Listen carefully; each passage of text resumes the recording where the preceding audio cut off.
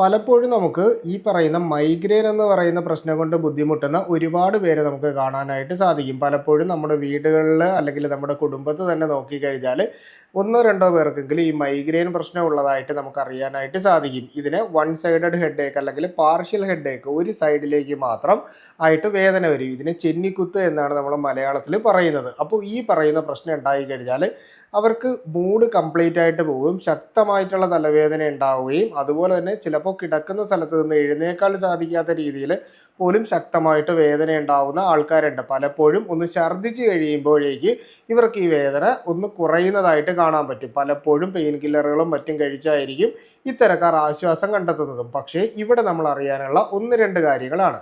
പലപ്പോഴും മൈഗ്രെയിൻ ഉണ്ടാവുന്നത് ഒരു കാരണം കൊണ്ട് മാത്രം ആയിരിക്കില്ല. ഇപ്പോൾ ഒരാൾക്ക് എന്തെങ്കിലും തരത്തിലുള്ള സ്മെല്ലുകളായിരിക്കും മൈഗ്രെയിൻ ഉണ്ടാക്കുന്നത്. ചിലർക്ക് എവിടെങ്കിലും വെയിൽ ശക്തമായിട്ട് അടിക്കുന്ന ഒരു രീതി ഉണ്ടായിക്കഴിഞ്ഞാൽ അവർക്ക് ഈ പ്രശ്നം ഉണ്ടാവാം. അതുപോലെ തന്നെ ശക്തമായിട്ട് എന്തെങ്കിലും ശബ്ദങ്ങൾ കേൾക്കുന്ന ഒരവസ്ഥ ഉണ്ടായാൽ ഇതുണ്ടാവാം.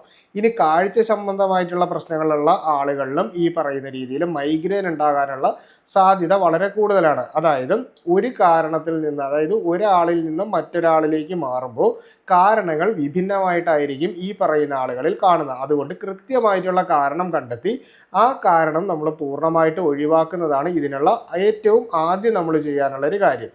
രണ്ടാമതായിട്ട് നമ്മൾ കൃത്യമായിട്ട് ഉറങ്ങുന്നുണ്ടോ എന്നൊരു കാര്യം നമ്മൾ ശ്രദ്ധിക്കുക. അതായത് 7 മണിക്കൂർ ഒരു ദിവസം നമുക്ക് സൗണ്ട് സ്ലീപ്പ്, നന്നായിട്ട് ഉറങ്ങാനുള്ള ഒരു സാഹചര്യം നമുക്കുണ്ടോ എന്ന് നമ്മൾ പരിശോധിക്കുക.